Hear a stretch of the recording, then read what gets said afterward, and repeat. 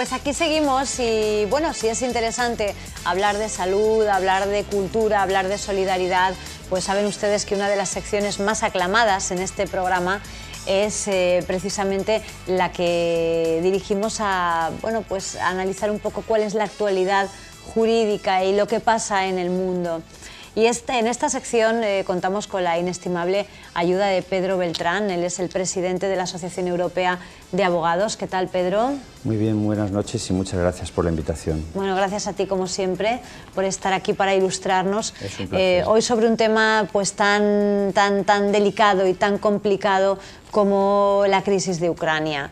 En fin, todos los días vemos con preocupación lo que se está gestando y la verdad es que nos gustaría que tú nos aclararas un poco, como gran conocedor de la realidad ucraniana, pues qué es lo que está ocurriendo y qué es lo que va a ocurrir.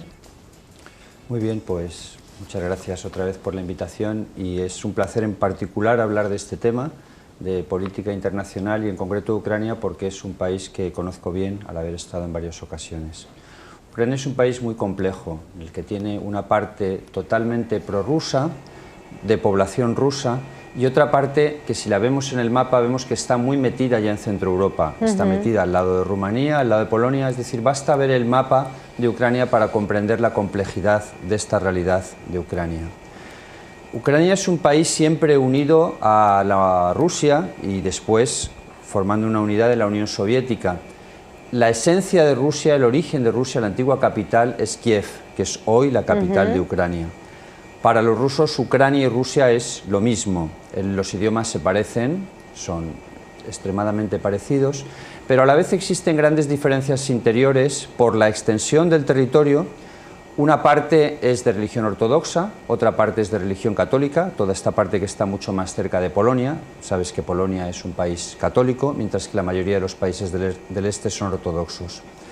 Y las diferencias fundamentales entre las dos partes son muy grandes por esa cuestión política, de orientación prorrusa o de más orientación prooccidental. Es decir, una parte de la población quiere estar con Rusia, quiere estar dentro de Rusia, y otra parte de la población quiere incorporarse a la Unión Europea.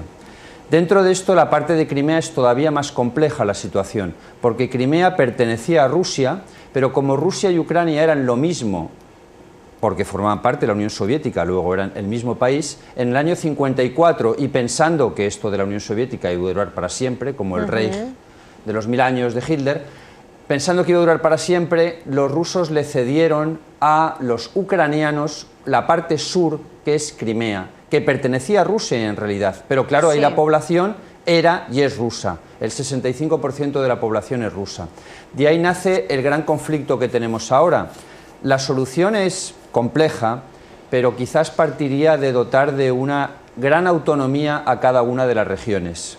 Es decir, que Crimea tuviera un estatuto de autonomía muy avanzado, como de hecho tenía, que las partes prorrusas de Ucrania también tuvieran un estatuto muy avanzado y de esa manera que se mantuviera la integridad territorial del país, un poco lo que también buscamos aquí que ocurra en España, que esperemos que jamás entremos en un proceso como el que se está viviendo allí. Y muy relacionado con esto está la situación que se produjo en el 2008, que es la misma en otro estado soviético, que es Georgia. En Georgia sí hubo una guerra en 2008, una guerra bastante desconocida, que dio lugar a la independencia de facto de dos partes de Georgia, que son Osetia del Sur y Abjasia. Esos dos países hoy son países independientes, de hecho, porque funcionan de forma totalmente independiente. Hubo un referéndum, es muy curioso esto aquí del referéndum, en relación quizás con Cataluña, porque hubo un referéndum para la independencia que lo ganaron por nada menos que el 99% de los votos. Pero el Tribunal Supremo, lea así aquí el Tribunal Constitucional, dijo, en España diría, que el referéndum era inconstitucional y por tanto no se aceptó la independencia. Pero en la práctica, claro, se hizo independiente. ¿Por qué? Porque allí tienen apoyos de los rusos. Con lo cual, hay dos países que en Ucrania puede pasar lo mismo, con Crimea y con otras zonas. Hay dos países, que esto es generalmente desconocido, que se llaman Osetia del Sur y Abjasia, que han sido reconocidos por Rusia, el primero que los ha reconocido, Venezuela y Nicaragua, porque son satélites de Rusia a efectos de política internacional y especialmente antiamericanos, y luego tres países muy pequeños de Oceanía que se llaman Nauru, Palau y Tuvalu, que son países de población 10.000, 20.000 habitantes, que su presupuesto es vender votos. Es decir, han vendido el voto a favor del reconocimiento. Pues esos dos países, de hecho, son independientes. Y luego hay otro que es todavía más curioso y que se parece quizás todavía más a lo de Crimea, que es dentro de Moldavia. Moldavia es otra de las ex repúblicas soviéticas que se hizo independiente. En parte de población rumana, porque era Rumanía, pertenecía a Rumanía antes, se incorporó a la Unión Soviética después de la Guerra Mundial, y en parte de población rusa, 40% ruso, 60% rumano. Pues el 40% ruso se ha declarado también independiente y se llama, muy desconocido esto, la República Independiente del Transdnieper. Ese país va a pasar como en Crimea, que posiblemente también se declare independiente. Todo esto crea una realidad muy compleja y lo que hay que darse cuenta es de las diferencias que hace Estados Unidos, Alemania y Francia con el reconocimiento de países. Por ejemplo, Kosovo, que afecta relativamente a España porque España no ha reconocido la independencia de Kosovo. Kosovo formaba parte de Serbia, se declara independiente y los serbios deciden que no aceptan la independencia. Como Serbia es aliada total de Rusia, Rusia no acepta la independencia, lo veta en Naciones Unidas y Kosovo no ha podido entrar en Naciones Unidas. Sin embargo, Estados Unidos, Alemania, Francia, no España, porque no les conviene de cara al tema de Cataluña, no nos conviene, no ha aceptado la independencia de Kosovo. En fin, hemos hablado de muchos países, muchos nombres, yo no sé si vamos a liar yo creo, a los telespectadores yo creo que con tanto nombre. Un torrente de información tan enorme que no sé si los habremos dejado mejor o peor de lo que estaban. Bueno, porque a ver, es lo que a mí complejo. me interesa, a mí me interesa ahora mismo, se está viviendo un drama vamos, que no lo queremos, nadie lo quisiéramos en nuestros países. Nadie, evidentemente. A mí me gustaría que me dijeras un poco, pues, cómo puede terminar esto, cómo va a ser este proceso, cómo lo ves. ¿Cómo puede terminar? Debería terminar con un acuerdo, hoy se están reuniendo para negociar un acuerdo, y debería terminar con un acuerdo. En mi opinión, la propuesta más razonable de todas ha sido la de Angela Merkel, que ha dicho que lo que tenía que haber es una autonomía grande de cada una de las regiones, con una autonomía muy amplia de Crimea, porque todos estos procesos son muy parecidos. Es una población que se orienta hacia una autonomía grande, un Estado central que reprime esa autonomía y dice que no quiere la autonomía. Eso genera todavía más deseos de autonomía e incluso de independencia. ¿Ves alguna similitud con España, con el caso Cataluña? Se parece en parte, pero Cataluña no tiene tanques de Francia para apoyar. Se parece, pero a la vez nos da lugar a las enormes dificultades que va a tener Cataluña para poder ser independiente, si es eso lo que deciden en unas elecciones autonómicas. Ya sabemos que no va a haber referéndum, porque evidentemente no lo va a haber. Pero suponiendo que unas elecciones autonómicas las ganaran los partidos nacionalistas, nos ilustra qué difícil va a ser que Cataluña pueda ser independiente, porque si en casos tan claros como Crimea, donde la inmensa parte de la población es prorrusa, quieren independencia, ¿cómo se consigue la independencia de Crimea si es que la consiguen? Con los tanques rusos, pero Cataluña no tiene tanques.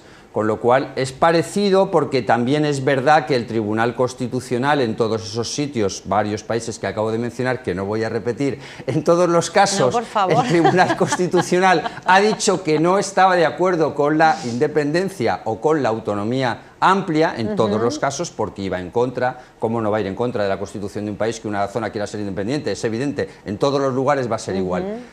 En ese sentido es similar.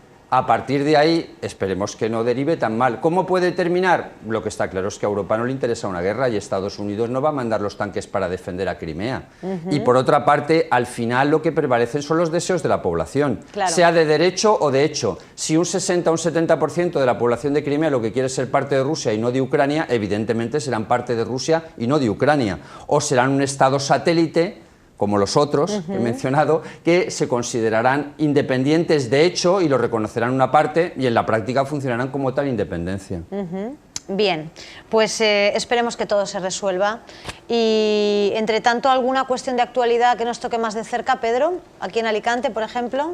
Bueno, tenemos la apertura del caso Gürtel, que abre a finales del mes, de este mismo mes, de marzo, el 31 de marzo, una de las piezas del caso Gürtel. Es decir, abre la parte relativa a Fitur, porque ese caso está extendido en 6 asuntos diferentes y abre la parte de Fitur, donde hemos tenido ya una dimisión, la de Angélica Such, que fue exconsellera de Camps, y falta la siguiente, la de Milagrosa Martínez, alcaldesa de Novelda, y que no tiene claro si va a dimitir o no.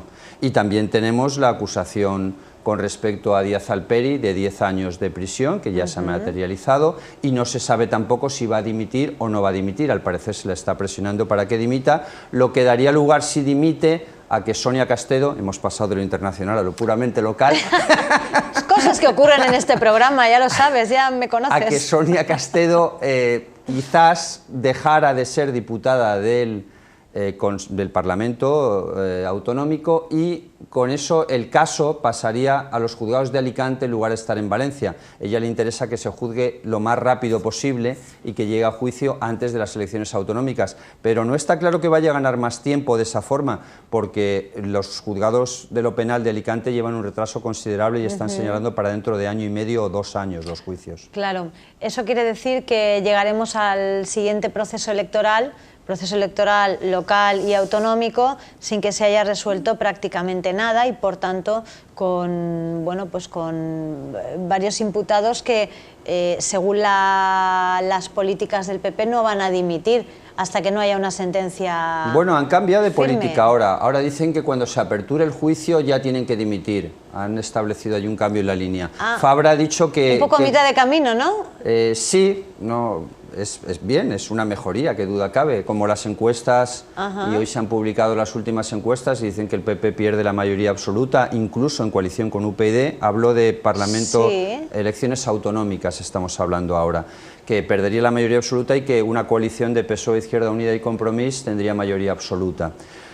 Esto hace que parece que estén extremando y poniéndose un poco más duros. De hecho, han obligado a dimitir a Angélica Such y a Milagrosa Martínez la están obligando. Han dicho que cuando se abra juicio, tiene sentido lógico esto, no parece normal que un juicio que puede durar 5 o 6 meses esté a la vez defendiéndose, yendo todos los días a sentarse en el banquillo de los acusados y por otra parte ejerciendo en el Parlamento Autonómico. No parece muy razonable. Y a Díaz Alperi también se comenta que le van a pedir la dimisión ya.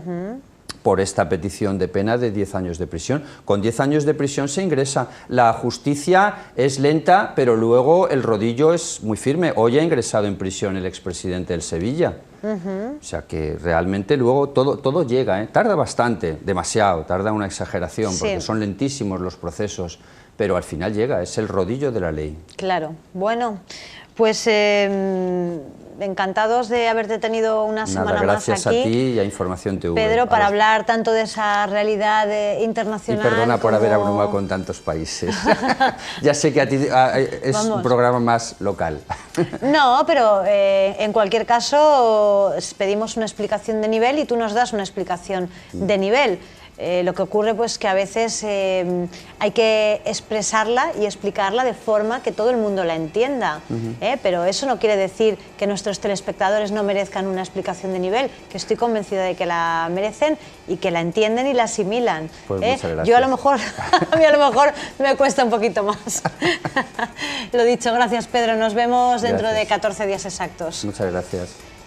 Bien, pues hasta aquí nuestra sección, esa que hacemos con Pedro Beltrán cada 15 días y donde tratamos de esclarecer un poco los conflictos internacionales y hablamos pues, de cuestiones jurídicas para que ustedes las entiendan un poquito mejor.